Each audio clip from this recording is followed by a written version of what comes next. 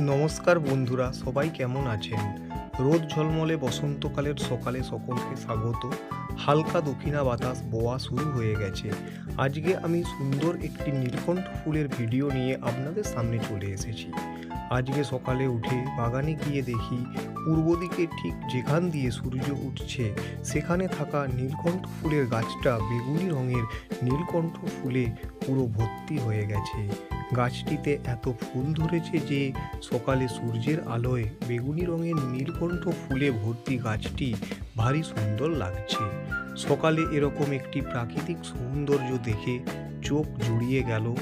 এই নীলকণ্ঠ ফুলের বিজ্ঞানসম্মত নাম হলো থুনভার্জিয়া এরেক্টা। বর্তমানে এই গাছটিকে আমাদের গ্রামগঞ্জে অনেক দেখা যায়। অনেকে এই গাছটির সহিত অপরাজিতা ফুলের গাছকে গুলিয়ে ফেলেন, কিন্তু দুটি গাছ সম্পূর্ণ আলাদা। নীলকণ্ঠ ফুলের গাছের আদি বাসস্থান হলো আফ্রিকায়। এই গাছের ডাল কেটে লাগালেই নতুন চারা জন্মায়। এটি একটি ঝোপ জাতীয় গুল্ম প্রজাতির উদ্ভিদ। এর ফুলগুলিকে দেখতে নলাকার, 1.5 থেকে 2 ইঞ্চি লম্বা, বেগুনি রঙের, অসম্ভব সুন্দর।